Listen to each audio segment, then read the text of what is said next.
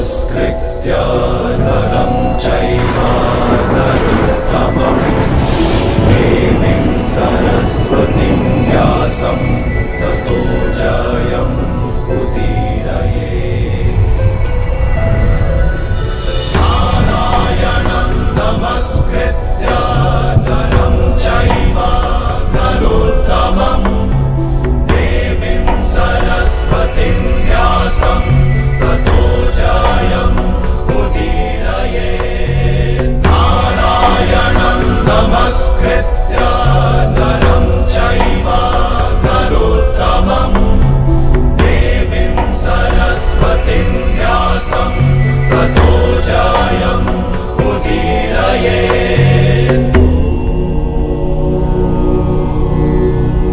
सुनो पार्थ, जीवन का रहस्य जान,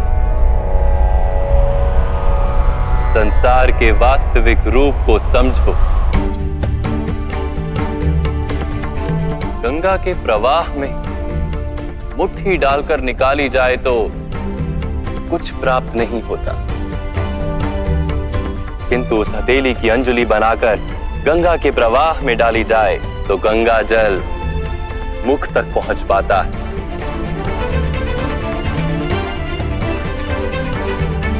विचार करो पार्थ, अहंकार की मुट्ठी बांधी है या समर्पण की अंजलि बनाई है तुमने?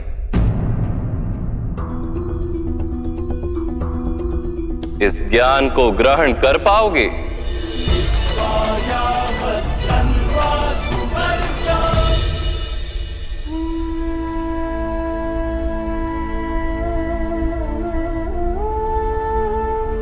ये संसार क्या है पार्थ? मानव, दानव, पशु, पक्षी, जंतु, कीटक, मत्स्य, वृक्ष, ये सब कैसे बनते हैं? किन पदार्थों से इनका जन्म होता है? कैसे चलते हैं, कैसे जीते हैं? मृत्यु कैसे होती है इनकी? और मृत्यु के पश्चात क्या होता है?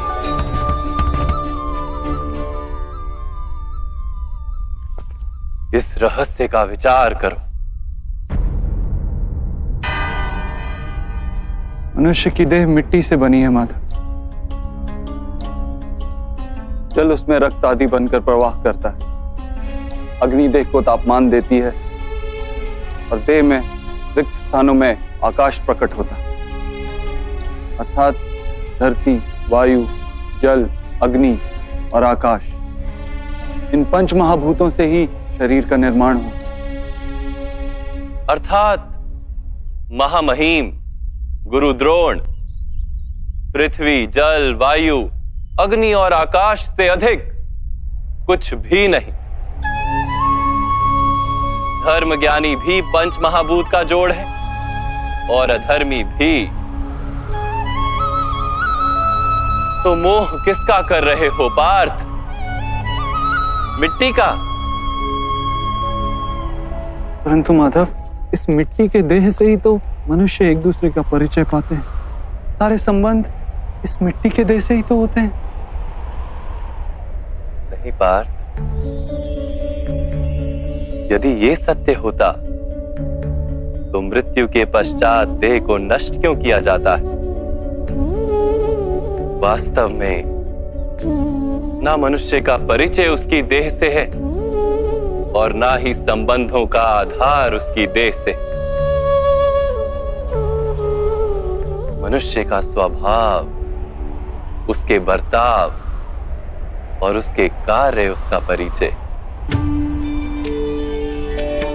ये स्वभाव, बर्ताव और कार्य कैसे बनते हैं, इसे समझो पार्थ।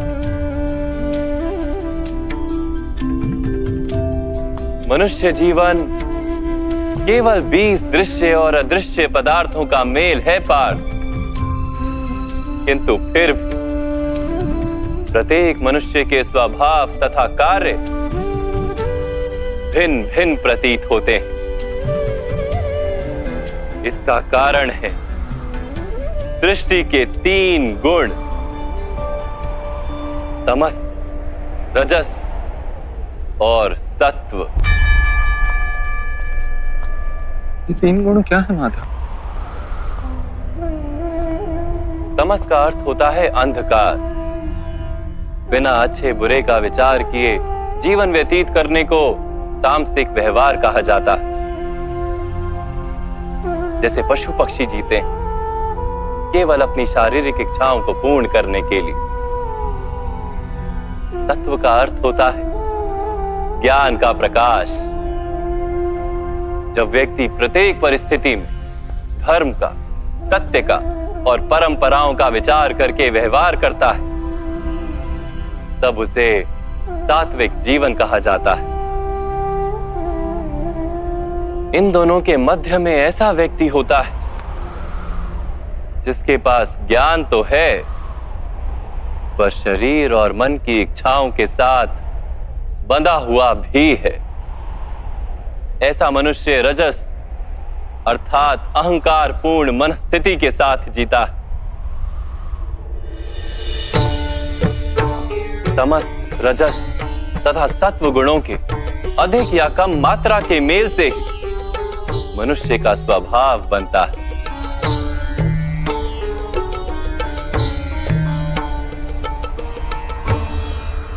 सामने देखो पार्थ, इन सब में तुम्हें कौन से गुण दिखाई देते हैं?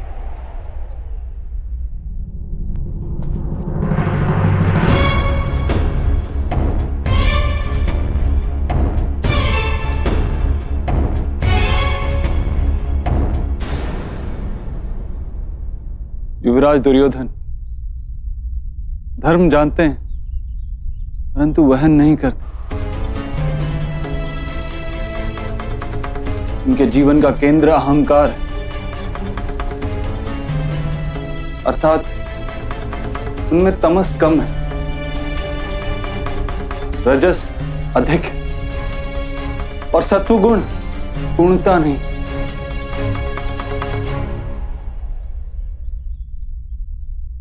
और इस ओर राजकुमार दुशासन, इन्होंने सदैव अपने ज्येष्ठ भ्राता का आदेश माना बिना विचार के, अर्थात इनमें केवल तमस। महामहिम को भी देखो पार्थ,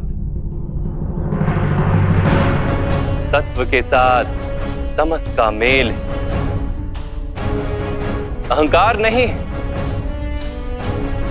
किंतु पुरातन धर्म, पुरानी परंपराओं और प्रण के साथ बंधे,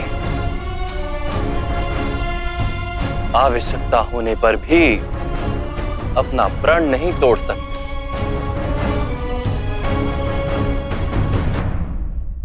गुरु द्रोण को देखो, ज्ञान और अहंकार दोनों ही हैं। ज्ञान तो मनुष्य को मुक्ति दिलाता है, किंतु इनका अहंकार इन्हें मुक्त नहीं होने देता।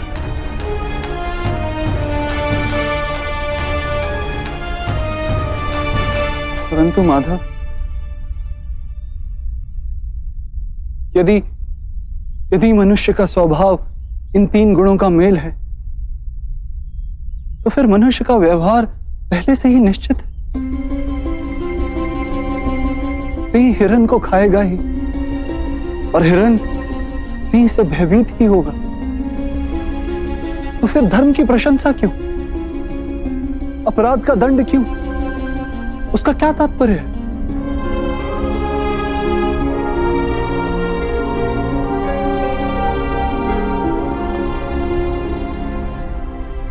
उत्तम प्रश्न है पार्थ, किंतु पहले मनुष्य क्या है ये तो जान लो। मनुष्य केवल 5 महाभूत नहीं, 5 पदार्थ नहीं, 5 ज्ञानेंद्रियां, 5 कर्मेंद्रियां तथा 3 गुण, ऐसी 23 वस्तुओं का मेल भी नहीं। मनुष्य को चलने फिरने तथा कार्य करने हेतु शक्ति की आवश्यकता होती है और उस शक्ति को चेतना कहते हैं। तो क्या माधव, मनुष्य इसकी चेतना है? नहीं पार्थ,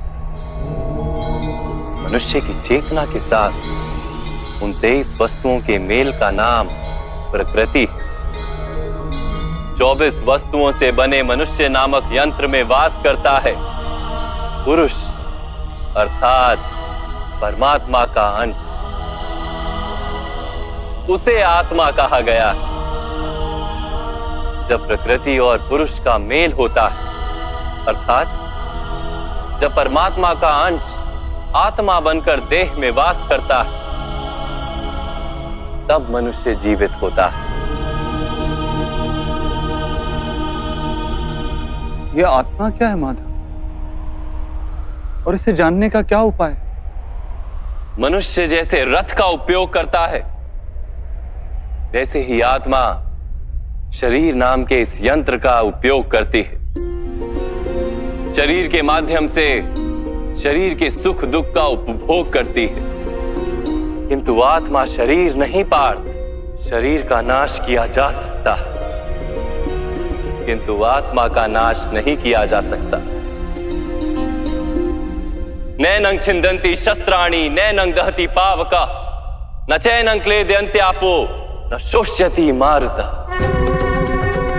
आत्मा ना शस्त्रों से छेदी जा सकती है और ना ही अग्नि से जलाई जा सकती है। ना जल उसे निर्बल कर सकता है और ना ही पवन उसे सुखा सकती है।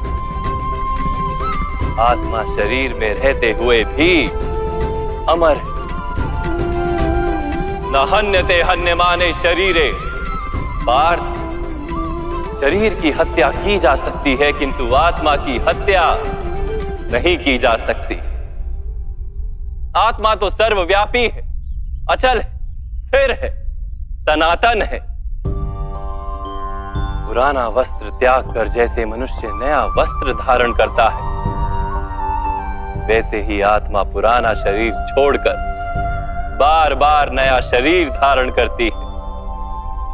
परंतु माधव, मैं तो जगत का अनुभव अपने शरीर के माध्यम से ही करता हूं।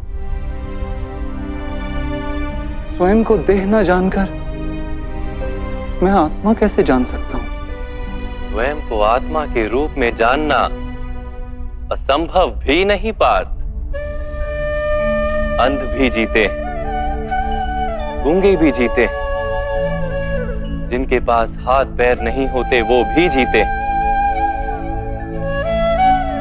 स्पष्ट कि शरीर मनुष्य नहीं, जिसकी चेतना चली जाती है, जिसे मूर्छा आ जाती है, वो भी जीवित रहता है। इसलिए स्पष्ट है कि मनुष्य का चेतन तत्व वो भी शरीर नहीं। इसी प्रकार जो व्यक्ति अपने भीतर खोज करता है, मैं इंद्रियां नहीं, शरीर नहीं, भावनाएं नहीं, विचार नहीं, ज्ञान भी मैं नहीं, जो ये समझता जाता है, वो अंत में स्वयं को आत्मा के रूप में जान ही लेता है। ये आत्मा का क्या कार्य है माधव? जब पर ब्रह्म के भाग हुए, पुरुष तथा प्रकृति बने, तब पुरुष अर्थात परमात्मा के अंश ने आत्मा बनकर प्रकृति की प्रत्येक वस्तु में वास किया। उस आत्मा को मोह तथा अंधकार ने घेर लिया पार्थ। उस मोह निद्रा से जागृत होकर स्वयं को परमात्मा का अंश जानना ही आत्मा का कर्तव्य, उद्देश्य और जीवन कार्य। परंतु माधव, यदि हर आत्मा परमात्मा का अंश है, तो क्या उन्नति और अवगति स्वयं परमात्मा कर रहे? जिस प्रकार कीचड़ में पड़ा रत्न चमकता नहीं, वैसे ही प्रकृति के 24 पदार्थों से घिरी आत्मा को विस्मरण हो जाता है कि वो परमात्मा का अंश है। अधिकतर आत्माएं अपनी देह को ही सब कुछ मानती हैं, स्वयं देह से भिन्न है, ये जान ही नहीं पाती। शरीर को जो सुख दुख स्वाद गंध आदि का अनुभव होता है, उस उसे अपना अनुभव मान लेती है और बदलाव का प्रयास ही नहीं करती।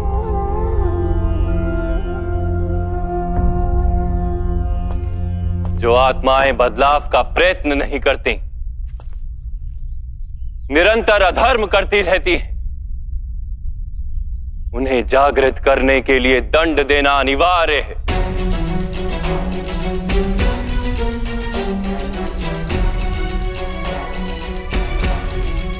तुम भी ये जान लो पार्थ कि तुम शरीर नहीं, केवल एक आत्मा हो। इस रणभूमि में दिखाई देने वाला प्रत्येक योद्धा वो नहीं जो तुम उन्हें मानते हो। कुछ समय के लिए इन सब ने शरीर में वास किया है। इनके शरीर मरेंगे, किंतु ये सब अमर हैं।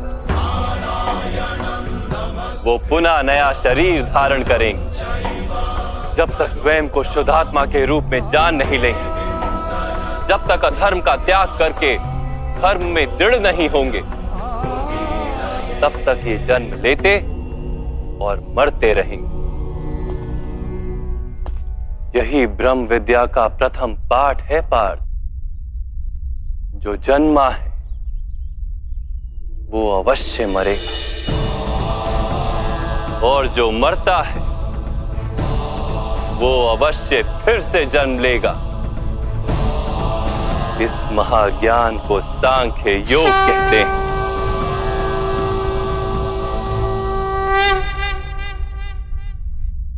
धर्म और अधर्म क्या है माधव?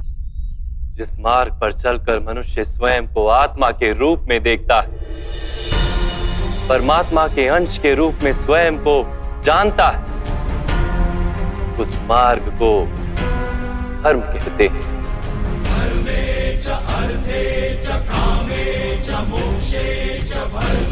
जब मनुष्य स्वयं को परमात्मा के अंश के रूप में जान लेता है, तब उसे ये अनुभूति होती है कि ये सृष्टि ही परमात्मा है और ये परमात्मा ही सृष्टि है। सृष्टि और परमात्मा में कोई भेद नहीं।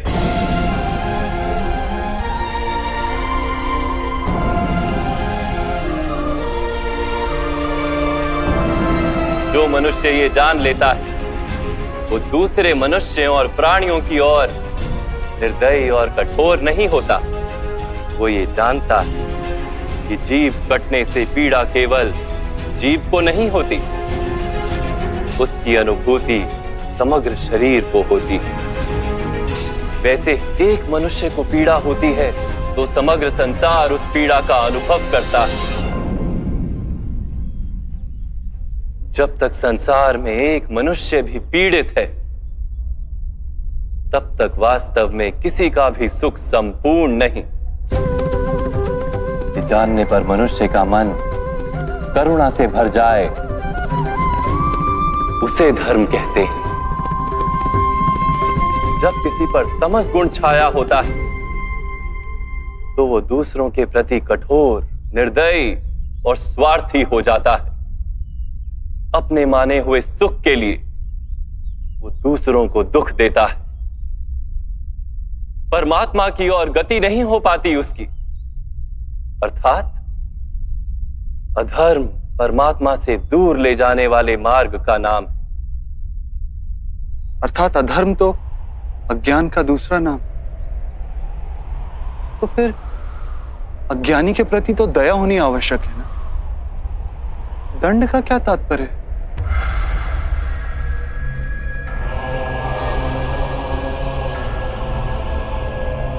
अज्ञानी जब ज्ञान का मूल्य जानने को सजना, ज्ञान पर दृष्टि डालने को भी सजना, तब दंड ही दया है।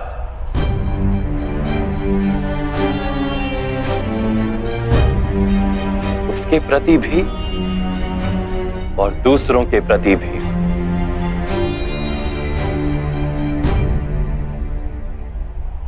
सृष्टि की गति सदा ही परमात्मा की ओर हो, यह अनिवार्य है। किंतु कभी कभी ऐसी स्थिति उत्पन्न हो जाती कि अज्ञान मोह और अधर्म बढ़ जाता है। संसार से धर्म लुप्त हो जाने का भय उत्पन्न हो जाता है। संसार से जब धर्म लुप्त हो जाता है, करुणा भी नष्ट हो जाती है और सत्य भी नष्ट हो जाता है। आने वाली पीढ़ियों को धर्म प्राप्त हो सके, इसके लिए आज अधर्मियों का नाश करके धर्म की पुनः स्थापना करना अनिवार्य है।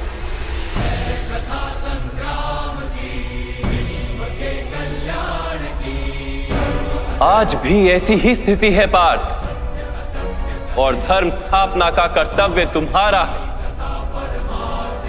इसलिए निर्बलता का त्याग करो और इस युद्ध के लिए सज हो जाओ, और इस युद्ध के लिए सज हो जाओ, और इस युद्ध के लिए सज हो जाओ।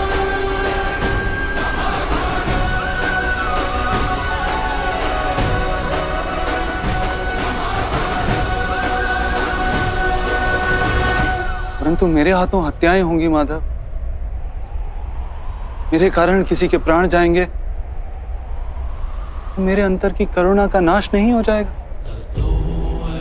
और यदि धर्म का आधार करुणा है तो क्या मेरी आत्मा धर्मी नहीं हो जाएगी?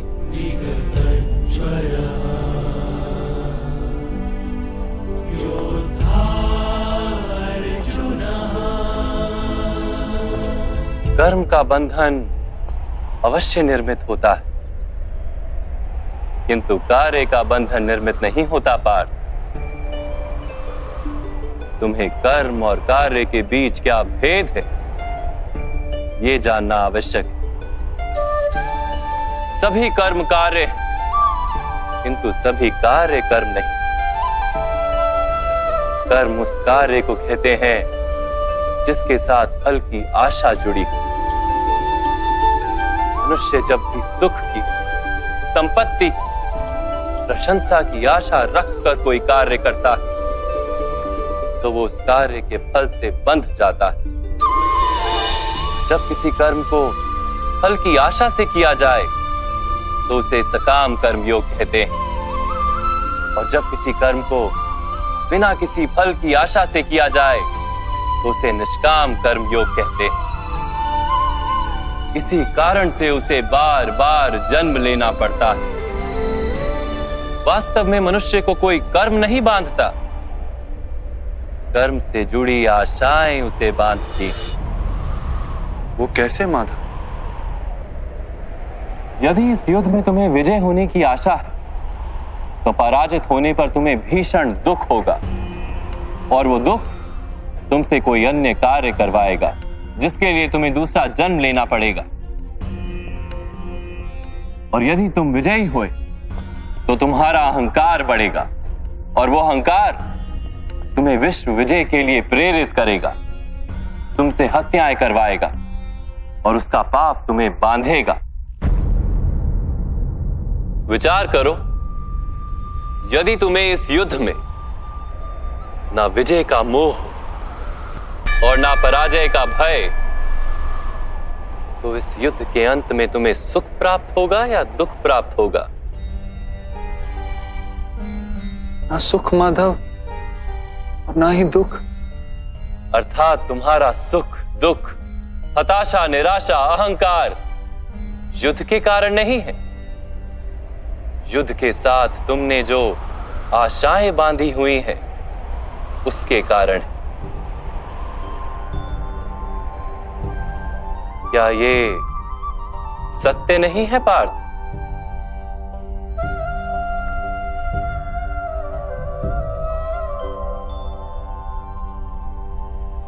सुख दुखे समे कृत्वा लाभा लाभो जया जयो ततो युद्धाय युज्यस्व नैवं पाप मवाप्स्यसि।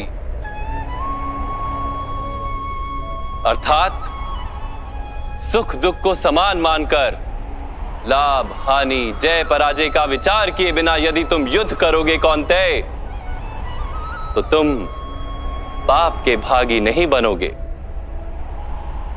इसी को कर्म योग कहते हैं। जो सांख्य का ज्ञान प्राप्त कर लेता है वो ये जान लेता है कि वो शरीर नहीं, केवल एक आत्मा है। शरीर के भोग और अनुभव तो केवल मृत्यु तक है, अर्थात वास्तविक नहीं, केवल माया है। उसके लिए कर्मयोगी बनना सरल हो जाता है। परंतु माधव, यदि कार्य से बंधन निश्चित है तो क्या संसार का त्याग करके संन्यास लेना उचित नहीं? इसी विचार का परिणाम है कि आज ये युद्ध हो रहा है पार्थ।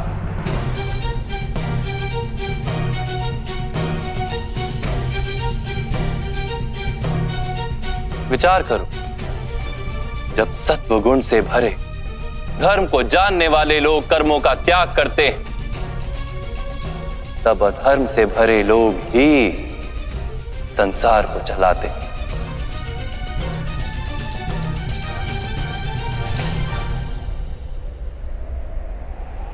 यदि महामहिम ने संसार का त्याग ना किया होता तो आज अधर्म इतना बढ़ता ही नहीं।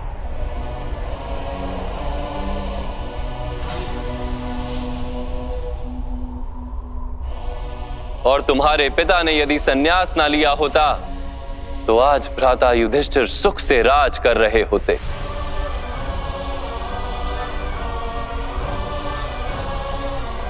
और अपनी प्रजा को न्याय और धर्म का ज्ञान दे रहे होते।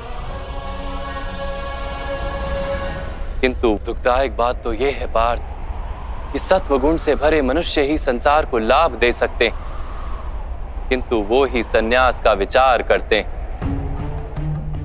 जैसे जल तो भाप बनकर उड़ जाता है और कीचड़ कीचड़ वहीं पड़ा रहता है, वैसे सत्वगुणी सज्जन लोग तो संसार का त्याग कर देते और तमस से भरे अधर्मी लोग संसार में कार्य करते हैं। इसी कारण से संसार में पाप और अधर्म बढ़ता है।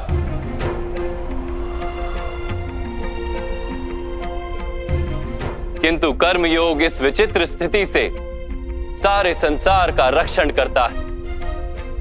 कर्मयोगी फल की आशा का त्याग करता है, किंतु कर्मों का त्याग नहीं करता। वो इसी संसार में रहता है, सन्यासी की भांति सारे कार्य करता है, किंतु उनमें लिप्त नहीं होता। कर्मयोगी अपनी संतानों से, स्वजनों से, अपनी प्रजा से कोई अपेक्षा या आशा नहीं रखता। स्वयं उसे संन्यास का लाभ होता है, किंतु समाज को संसारी की भांति लाभ देता है। मनुष्य अपनी संतानों के सुख के लिए श्रम करता है माधव। अपनी संतान से सुख की अपेक्षा कैसे न रखे? मनुष्य अपनी संतानों के लिए जो भी करता है वो व्यापार है या प्रेम पार्थ? प्रेम माधव। तो फिर अपने कार्यों के प्रति फल की इच्छा क्यों पार्थ? भविष्य का लाभ तो व्यापार में देखा जाता है, प्रेम में नहीं। जो मनुष्य अपनी संतानों का चरित्र निर्माण उचित रूप से करता है, संतानों को प्रेम और धर्म के संस्कार देता है, उसकी संतानें भी मनुष्य को प्रेम और सुरक्षा अवश्य देती। संतानों के कर्म, स्वजनों के व्यवहार उनके कर्म है पार्थ। और जब उनके कर्मों पर हमारा कोई अधिकार नहीं होता तो उनसे आशाएं और अपेक्षाएं रखने का क्या प्रयोजन? यदि गहन विचार करोगे पार्थ तो शीघ्र ही ये जान लोगे कि जीवन में ऐसा कोई कार्य नहीं है जिसके साथ आशाएं और अपेक्षाएं जोड़ना अनिवार्य हो। जब सृष्टि ही परमात्मा है और मनुष्य स्वयं परमात्मा का अंश है तो सारे कार्य परमात्मा ही करते हैं, मनुष्य स्वयं कुछ नहीं करता। यही कर्मयोग का मूल सिद्धांत है पार्थ।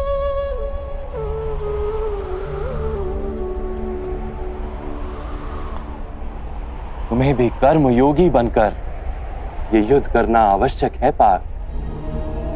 त्रिगुणिया विश्या वेदा निस्त्रिगुण्यो भवार्जुना निर्द्वंद्वो नित्य सत्वस्थो निर्योग क्षेम आत्मवान। 3 गुणों का त्याग करके निर्गुण बन जाओ पार, इस द्वंद्व से मुक्त हो जाओ। सदा सत्व अर्थात परमात्मा में बुद्धि लगाकर कर्तव्य का वहन करते रहो। कुछ प्राप्त करने की इच्छा और कुछ प्राप्त किए हुए का रक्षण करने का विचार त्याग दो पार्थ, और अपनी आत्मा को स्वतंत्र कर।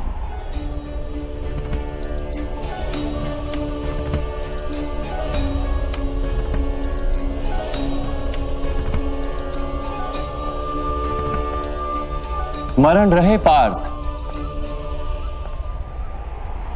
कर्मण्येवाधिकारस्ते मा फलेषु कदाचन मा कर्म फल हेतुर्भु मा ते संगोस्त्व कर्मणि।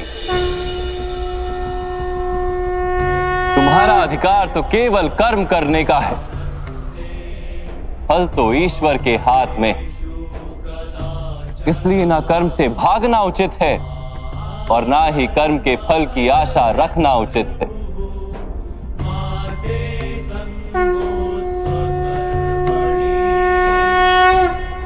जो फल का त्याग कर दे परंतु कर्म का त्याग ना करें, ऐसे कर्म योगी को कैसे जाना जा सकता है माधव? विश्या विनिवर्तन्ते निरहारस्य देहिनः रसवर्जम रसोप्यस्य परम दृष्ट्वा निवर्तते। सुनो पार्थ, जो स्वाद से छूटने के लिए भोजन का ही त्याग कर देता है, वास्तव में उसके मन से स्वाद की लालसा कभी जाती ही नहीं, उसे दोहरी हानि होती। एक तो वो निर्बल हो जाता है, जिसके कारण परमात्मा को प्राप्त करने का जो प्रयत्न अनिवार्य है उसे वो नहीं कर पाता, और दूसरा सदा ही उसका मन स्वाद की लालसा से भरा रहता है।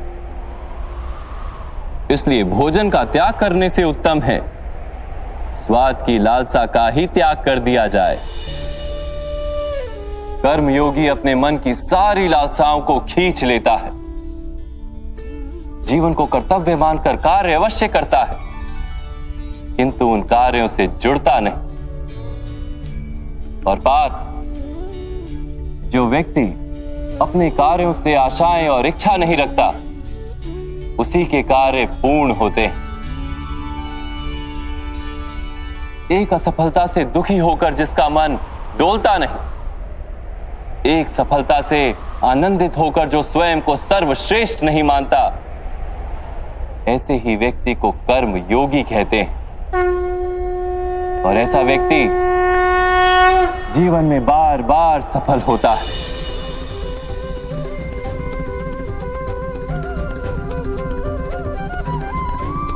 ध्यायतो विषयान पुंसः संगस्तेषु पजायते संगात संजायते कामा कामात् क्रोधो भिजायते क्रोधात् भवति सम्मोह सम्मोहात् स्मृति विभ्रम स्मृति भ्रंशात् बुद्धिनाशो बुद्धिनाशात् प्रणश्यति।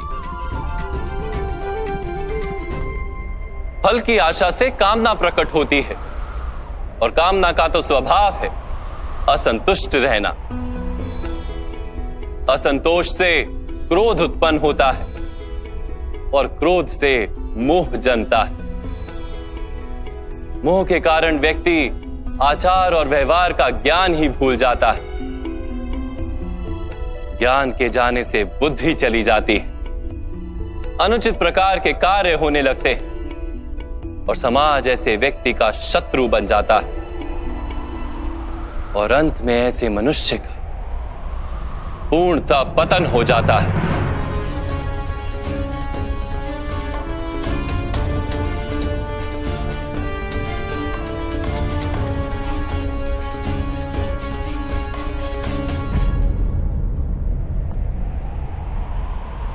जैसे भ्राता दुर्योधन, उनके सेनापति महामहिम उनके ही शत्रु हैं। और तुम्हें विजय का आशीर्वाद दिया।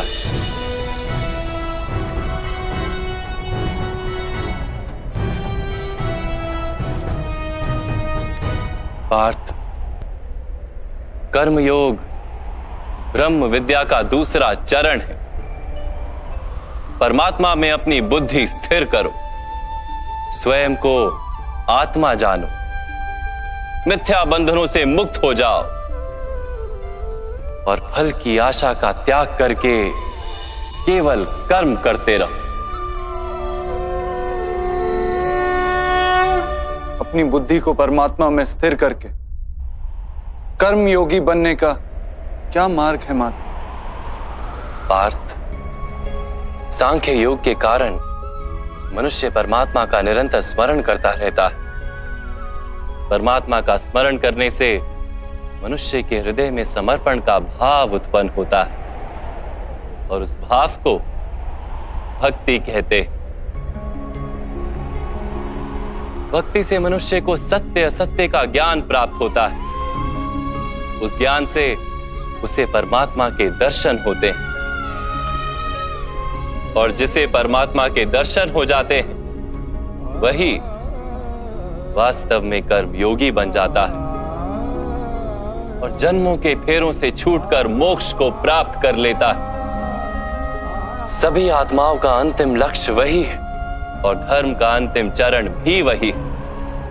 किंतु मैं परमात्मा के दर्शन के बिना समर्पण किस प्रकार कर सकता हूं माधव? परमात्मा के दर्शन करने हेतु अपनी आंखों पर बंधे लालसा, अहंकार, क्रोध और पूर्वाग्रह की पट्टियों को उतारना होता है। अंधेरे कक्ष में बैठा मनुष्य यदि कहे कि उसे सूर्य के दर्शन करने, तो उससे क्या कहोगे? यही कहोगे ना कि कक्ष से बाहर आ जाए और आकाश के नीचे खड़ा हो जाए। सूर्य तो सदैव उपस्थित है। वैसे ही पार्थ, ये सृष्टि ही परमात्मा है, परमात्मा ही सब कुछ है। परमात्मा के सिवा कुछ भी नहीं। जो अपनी आत्मा के दर्शन कर लेता है वो परमात्मा के दर्शन कर लेता है। जैसे नमक के एक कण का स्वाद समग्र सागर के स्वाद से भिन्न नहीं होता, वैसे अपनी आत्मा के दर्शन परमात्मा के दर्शन से भिन्न नहीं होते। माधव, क्या आप भी परमात्मा हैं?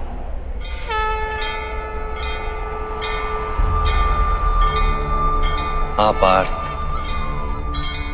मैं परमात्मा। यदा यदा हि जैसे तुम भी परमात्मा,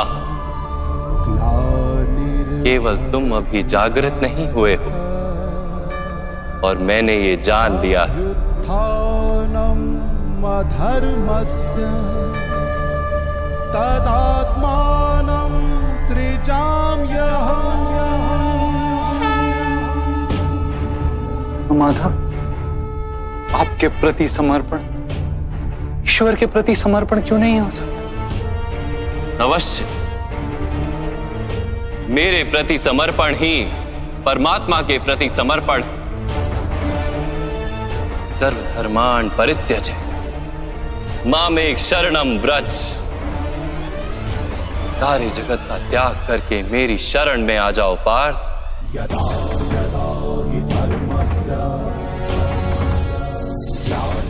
मैं ही संसार हूं, मैं संसार का प्रत्येक कण हूं। मैं ही सूर्य हूं और मैं ही चंद्र हूं। मैं ही नक्षत्र हूं और मैं ही सभी ग्रह हूं। मैं सूर्य से भी अधिक पुरातन हूं और किसी वृक्ष पर खिली कली से भी नया हूं। मैं ही सारे मनुष्य हूं। मैं ही स्वर्ग और नरक को धारण करने वाली शक्ति हूं। मैं ही दुर्योधन हूं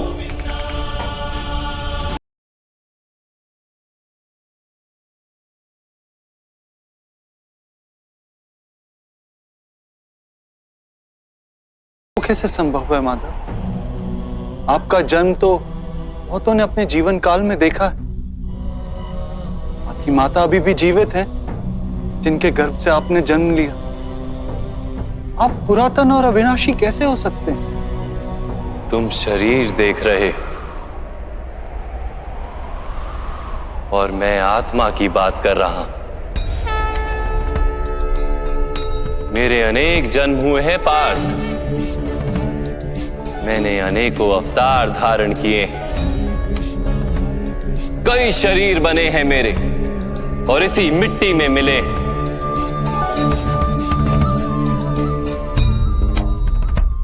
और आगे भी मैं बार बार जन्म लूंगा।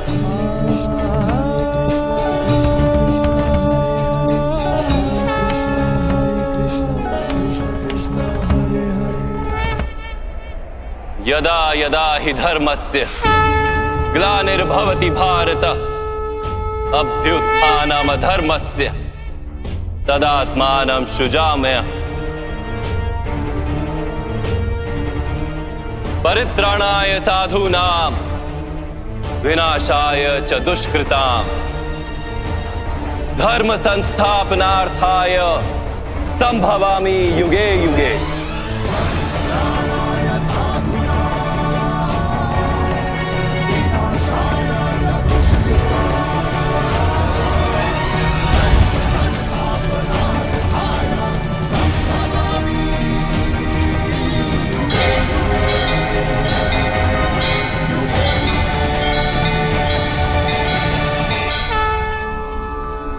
जब जब धर्म को हानि होती है, जब जब अधर्म में वृद्धि होती है, तब तब सत्पुरुषों के उद्धार के लिए, अधर्मियों के विनाश के लिए और धर्म की पुनः स्थापना के लिए मैं ही जन्म लेता हूं। ये प्रत्येक युग में होता आया है और आगे भी ऐसा ही होगा। मैं ही अविनाशी परमात्मा हूं। मैं ही मत्स्य भी था और मैं ही वामन अवतार भी। मैं ही परशुराम हूं और मैं ही रामचंद्र भी था। मैं ही ब्रह्मा विष्णु और महेश हूं और मैं ही सरस्वती काली और लक्ष्मी भी।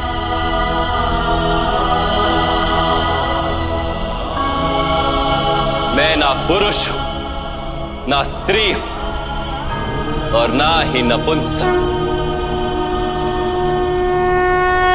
मैं ना शरीर हूं, ना शरीर के अंग हूं। मैं ज्ञान, सृष्टि, चैतन्य और पर ब्रह्म। मैं सब कुछ हूं और मैं कुछ भी नहीं।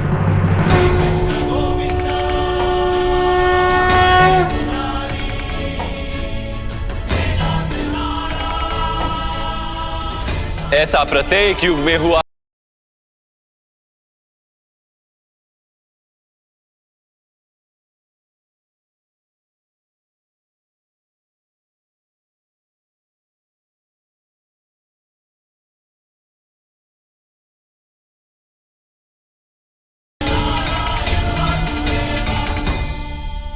जब तुम आत्मज्ञान प्राप्त करोगे पार्थ, तो स्वयं को मुझसे जुड़ा ही पाओगे। तब तुम भी मेरी ही भांति स्वयं को परमात्मा के रूप में देखोगे। किंतु उस पद को प्राप्त करने हेतु मेरे प्रति संपूर्ण समर्पण अनिवार्य है। समर्पण क्या है माधव? समर्पण मन की ऐसी स्थिति का नाम जब मनुष्य अपने सारे संकल्पों का त्याग कर देता है, स्वयं से किसी प्रकार के निर्णय अथवा प्रण भी नहीं लेता। जिस प्रकार के कार्य उसे दिए जाते हैं उसी प्रकार के कार्य करता है वास्तव में समर्पण का अर्थ होता है अपने आप, अपने मन को, बुद्धि को, ज्ञान को, इच्छा को, आशा को, अपनी भावनाओं को, अपना सब कुछ किसी को अर्पण कर देना। और ऐसे समर्पण को भक्ति कहते हैं।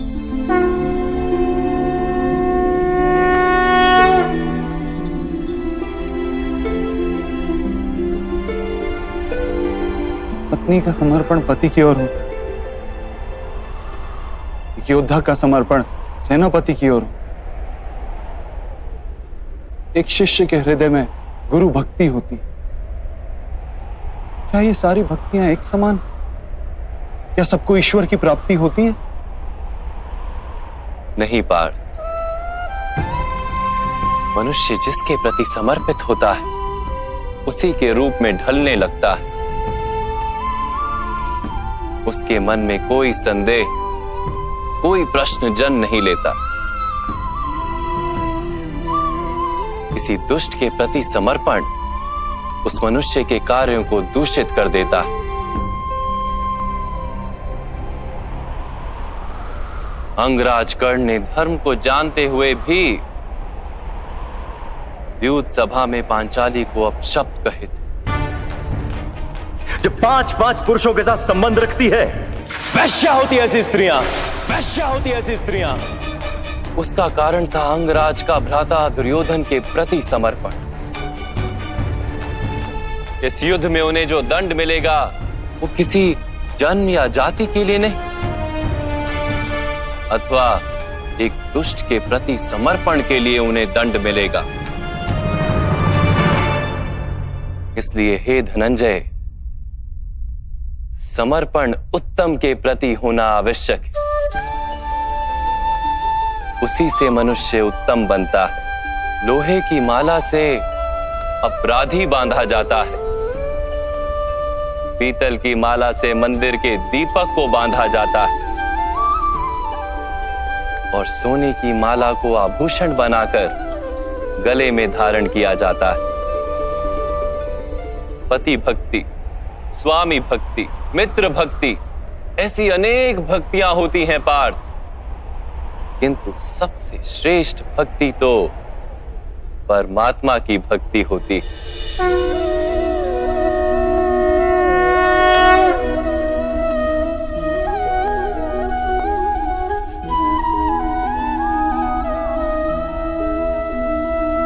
किंतु परमात्मा की भक्ति का सांख्य अथवा कर्म योग से क्या संबंध है? सांख्य योग के कारण मनुष्य स्वयं को आत्मा के रूप में जानता है। कर्म योग से वो जीवन के बंधनों से छूट जाता है, और भक्ति के कारण मनुष्य को परमात्मा के वास्तविक रूप का ज्ञान होता है। परमात्मा के ज्ञान से मनुष्य जन्म मरण के फेरों से छूटकर सच्चिदानंद स्वरूप को प्राप्त कर लेता है। परमात्मा में समाकर स्वयं परमात्मा हो जाता है। जैसे जल की छोटी सी बूंद जब सागर में मिलती है तो स्वयं सागर बन जाती है। अर्थात इस शरीर का कोई महत्व ही नहीं है माधव। अवश्य महत्व है पार्थ। शरीर के माध्यम से ही मनुष्य को परमात्मा का साक्षात्कार होता है। मृत्यु और नए जन्म के बीच के समय में आत्मा के ज्ञान में वृद्धि नहीं हो पाती। इस जन्म में प्राप्त अनुभव, ज्ञान, विचार और अभ्यास को लेकर आत्मा नया शरीर धारण करती है। आत्मा की प्रगति और अधोगति शरीर में रहकर ही संभव है।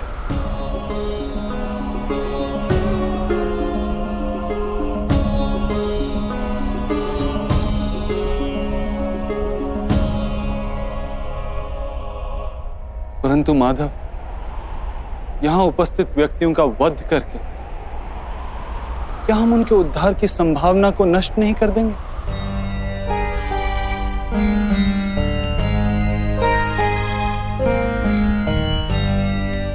तुम्हारे शत्रु धर्म की मर्यादा को तोड़ चुके हैं पार्थ। अधर्म ही उनका स्वभाव बन गया है। उनका उद्धार अब असंभव है।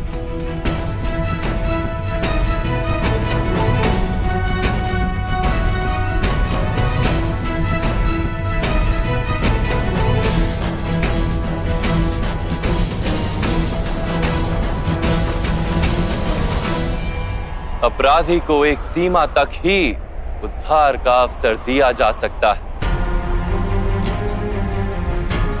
मैंने शिशुपाल के 99 अपराधों को क्षमा किया था, किंतु 100 अपराधों के पश्चात उसे दंड देना आवश्यक था। अपराधी को यदि अपराध करने दिया जाए तो उसका अधिक से अधिक पतन होता है।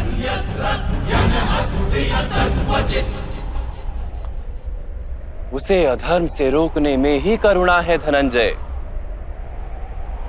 ये आत्माएं मरेंगी नहीं, अधर्म से दूषित शरीर का त्याग करके नया शरीर धारण करेंगी और उस शरीर में उनकी प्रगति की संभावना अधिक होगी। इस विचार से यदि तुम युद्ध करोगे तो वो उचित है। मनुष्य का शरीर उसकी संपत्ति भी है और मर्यादा भी। धर्म के मार्ग पर प्रवास करने वाला मनुष्य अपने शरीर को शुद्ध करता है और उसके माध्यम से आत्मा का साक्षात्कार करता है। इसी को क्षेत्रज्ञ संबंध कहा गया है। मैं इसका तात्पर्य नहीं जान पाया माधव। जब मनुष्य ये जान लेता है कि उसका शरीर एक भूमि का टुकड़ा है, अर्थात क्षेत्र है, और वो उस शरीर में रहने वाला, उस शरीर को समझने वाला अर्थात क्षेत्रज्ञ है, तब वो शरीर के माध्यम से अपनी प्रगति साध पाता है। आत्मा शरीर में रहकर 3 गुणों का समतोलन करती है। तमस को घटाकर सत्व को बढ़ाने का उपाय करती है और ईश्वर की भक्ति करके परमात्मा के साथ एक हो जाती है। भक्ति कैसे की जाती है माधव? क्या समर्पण ही भक्ति नहीं? नहीं पार्थ, समर्पण तो भक्ति का प्रथम चरण है। वास्तव में भक्ति किसी कार्य का नाम नहीं, वो तो केवल मनस्थिति का नाम है। आवश्यक है कि मनुष्य जप तप यज्ञ याग यम नियम योग और स्वाध्याय के माध्यम से अपने अंतर को शुद्ध करे और परमात्मा के प्रति समर्पित रहे। मनुष्य अपने सारे कार्य, सभी कार्यों के फल, अपने जीवन का प्रत्येक श्वास परमात्मा को समर्पित करता रहे। यदि भक्ति केवल मन की स्थिति तो जब तब आदि का क्या महत्व है मान? जैसे आज धोया हुआ पात्र कल पुनः मैला हो जाता है, वैसे ही मनुष्य का मन बार बार परमात्मा से विमुख हो जाता है। इसीलिए आवश्यक है कि जप तप और स्वाध्याय आदि के माध्यम से स्वयं को निरंतर ये स्मरण दिलाता रहे कि उसका जीवन परमात्मा के प्रति समर्पित है। किस तट पर डुबकी लगाई जाए इसका महत्व नहीं, महत्व है डुबकी लगाने का।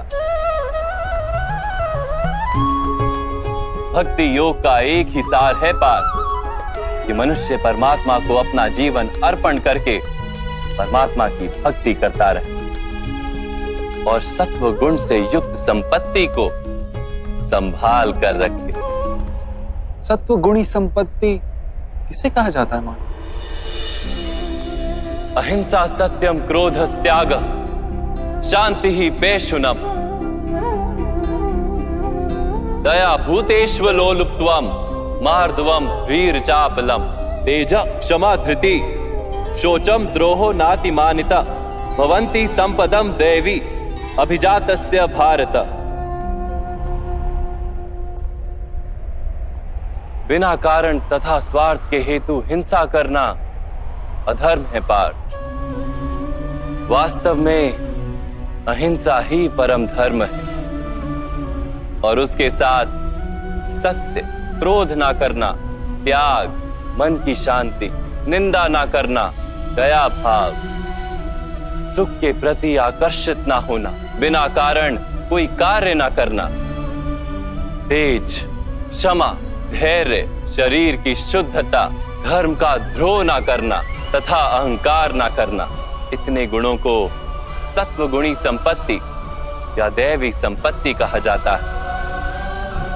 इसी से मनुष्य परमात्मा की अर्थात मेरी भक्ति कर पाता है, जीवन के कर्तव्यों का वहन करता है, धर्म की स्थापना करता है और कर्म के फल की आशा का त्याग करके जीता है। उसे मैं निस्संदेह इस जन्म में संतोष देता और मृत्यु के पश्चात अपने ही अंतर में स्थान देता हूं।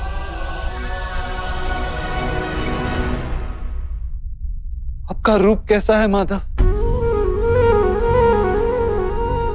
सांख्य योग के माध्यम से मैंने ये जाना कि मैं एक आत्मा हूं, अमर हूं और इस नश्वर शरीर में केवल कुछ समय के लिए वास करता हूं।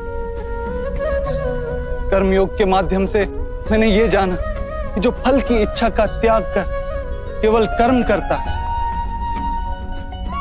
उसे जीवन में शांति और सफलता प्राप्त होती है।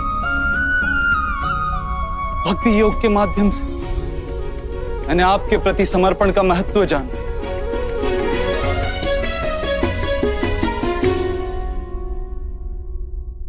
परंतु माधव, आपने कहा था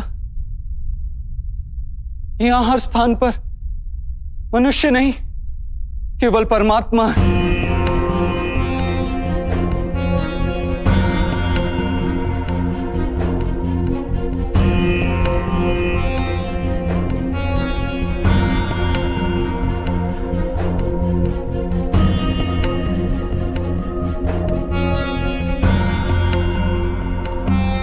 किंतु अब भी मुझे यहां केवल मनुष्य दिखाई दे रहे, केवल मनुष्य माधव।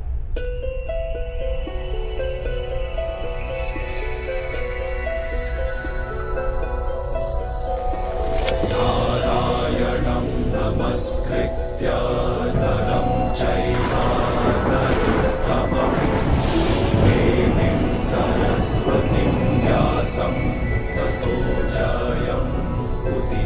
मैं आपके वास्तविक रूप का दर्शन करना चाहता हूं माधव। आपकी शक्ति, आपका ज्ञान, तेज और ऐश्वर्य से युक्त परमात्मा स्वरूप को प्रत्यक्ष देखना चाहता हूं माधव। मुझे अपने अविनाशी स्वरूप का दर्शन दीजिए माधव। मेरे सारे संदेहों को नष्ट कर दीजिए।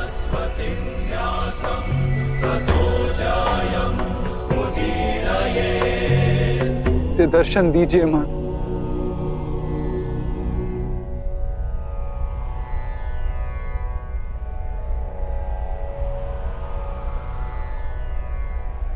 देखो पार्थ,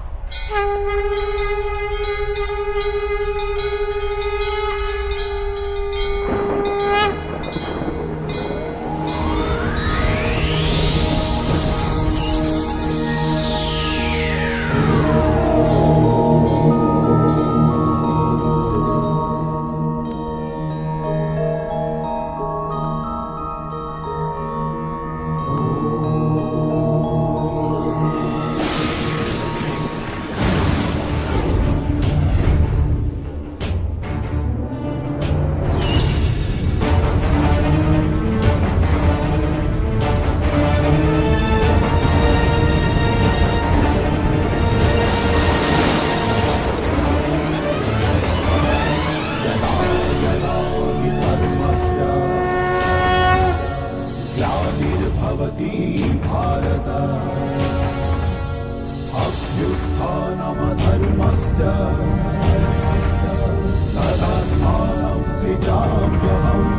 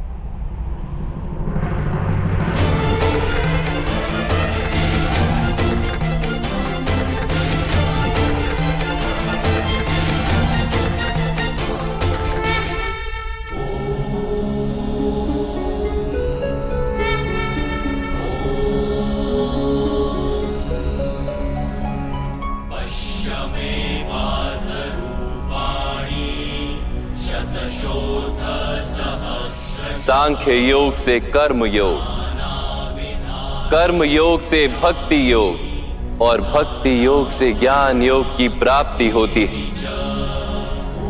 मेरे विश्व रूप का दर्शन करना ही वास्तविक ज्ञान है अर्जुन।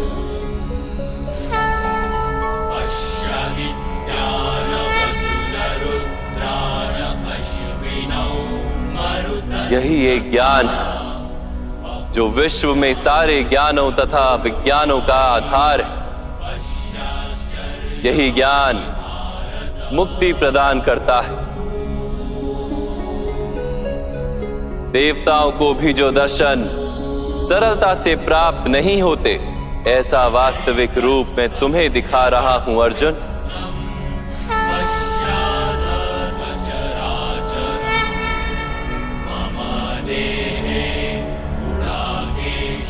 मैं ही इस पृथ्वी के कण कण में वास करता हूं और ये पृथ्वी, सूर्य, चंद्र, नक्षत्र और तारा मंडल मेरे भीतर वास करते हैं।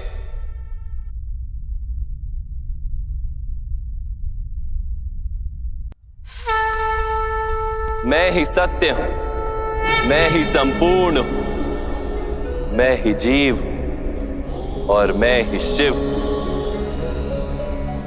अक्षरों में आकार, वेदों में सामदेव, देवों में इंद्र, प्राणियों में चेतना, यक्षों में कुबेर, रुद्रों में शंकर, वसुओं में अग्नि, पर्वतों में सुमेरु और ऋषियों में भृगु, ध्वनियों में ओमकार, यज्ञों में जाप और वृक्षों में पवित्र पीपल, बुद्धि में स्मृति मेधा, धृति और क्षमा मैं ही हूं। कीर्ति मैं ही हूं। गंधर्वों में चित्ररथ हूं। देवर्षियों में नारद हूं और मुनियों में कपिल। अश्वों में उच्च श्रवा, हाथियों में ऐरावत हूं और पशुओं में सिंह हूं। पक्षियों में गरुड़, मनुष्य में राजा और शस्त्रों में वज्र। गायों में कामधेनु, सर्पों में वासुकी, शेषनाग, यमराज, वरुण देव हूं और वायु भी मैं ही। भगवान राम, पवित्र गंगा, सृष्टि में आदि मध्य तथा अंत भी मैं ही। ब्रह्म विद्या, महाकाल और ब्रह्मा, प्रभाव, विजय, सत्व, निश्चय, दंड, शक्ति, नीति, मौन तथा तत्व ज्ञान भी मैं हूं। वासुदेव, अर्जुन, वेद व्यास, ऐसा कुछ भी नहीं जो मैं नहीं। ऐसा कोई स्थल नहीं जहां मैं नहीं हूं। मैं ही समय हूं और मैं ही जीवन और मृत्यु हूं अर्जुन। यहां उपस्थित सभी मनुष्यों की मृत्यु बनकर खड़ा हूं।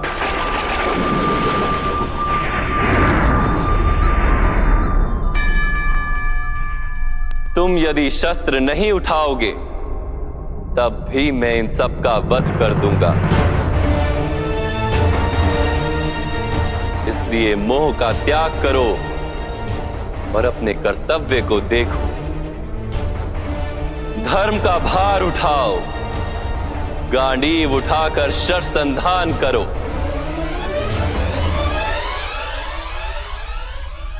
युद्ध करो अर्जुन, युद्ध करो।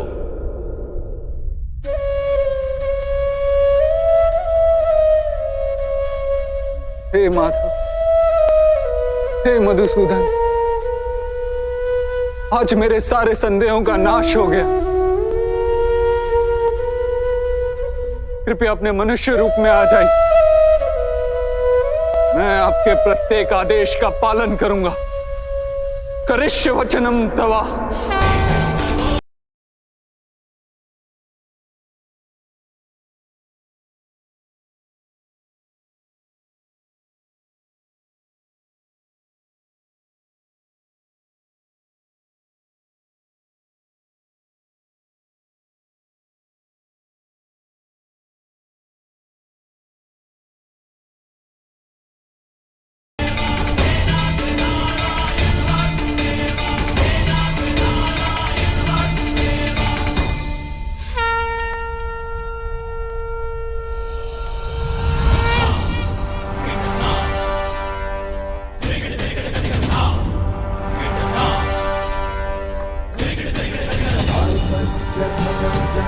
ओजस्य बलवीर्यं श्वेतवाहनगुणाकेश महाबाहो अर्जुनः पुरुषोत्तम सव्यसाची धनुषधारी शक्तिमान